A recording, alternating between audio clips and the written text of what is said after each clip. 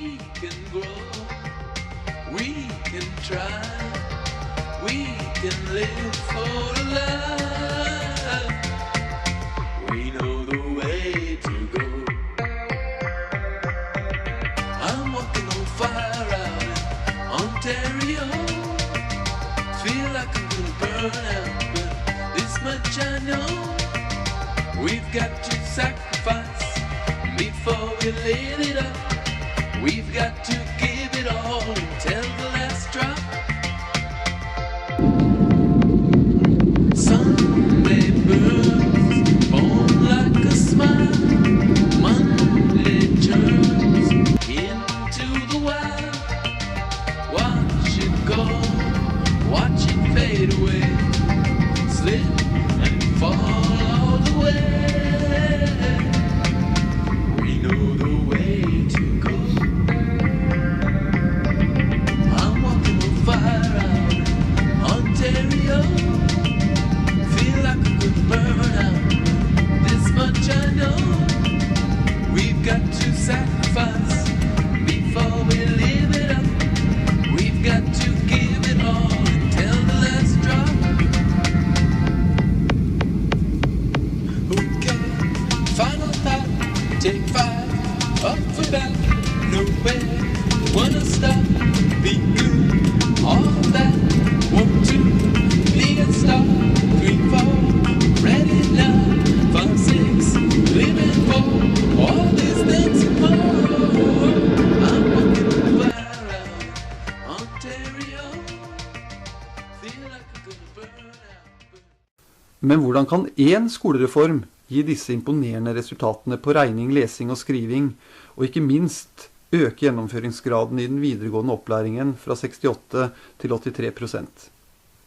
Først og fremst pekes det på at endringsarbeidet i Ontario har gått over lang tid og vært systemomfattende ved at alle skoler fra barneskole til videregående har vært med, og at alle nivåer i skolene og forvaltningen har vært involvert.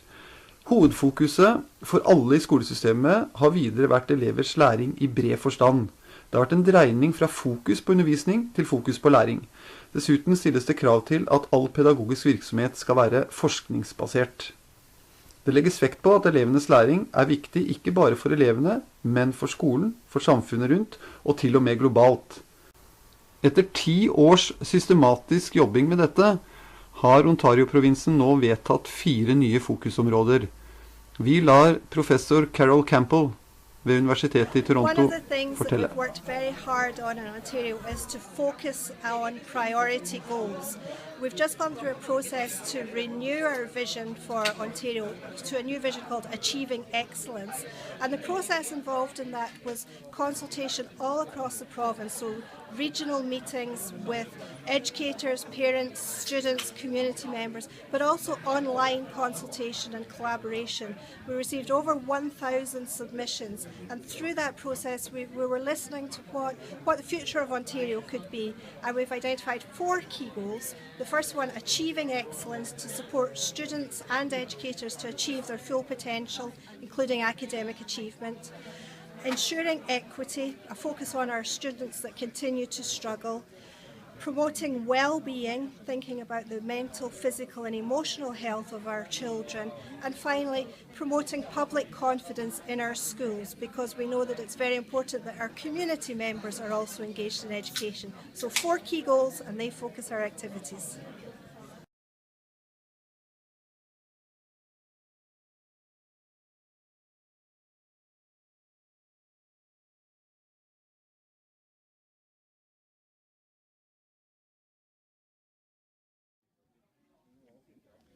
So equity versus equality. Equity in inclusive education means being responsive, dynamic, and changing with the local situation case by case. Equity is not equality. Equality means everything being dealt with in the same way. An example of equity versus equality is that if it was equality, I give everybody a shoe, the same shoe. The question for equity is, I will try to give you a shoe that fits, that meets your local needs and local challenges. And as that as school officials and governance of education, we need to understand that every child comes into our schools with different stories and narratives that they walk in with. And we as educators need to realize their narratives and their identities, so that way we make the schools more accepting through an equitable lens, and not just an institution where they learn and being talked at. We need to engage our kids. So as school leaders, we need to pay attention to our local communities. We need to pay attention to teacher training, to leadership training, to make sure that teachers are equipped to understand the communities they work in, but also understand the policy and political frameworks for fairness, equity, and human rights. Because at the end of the day, we're all humans trying to be the best humans we can be. So we need to have that in our schools. And in that way, we will achieve student success for all. And equity.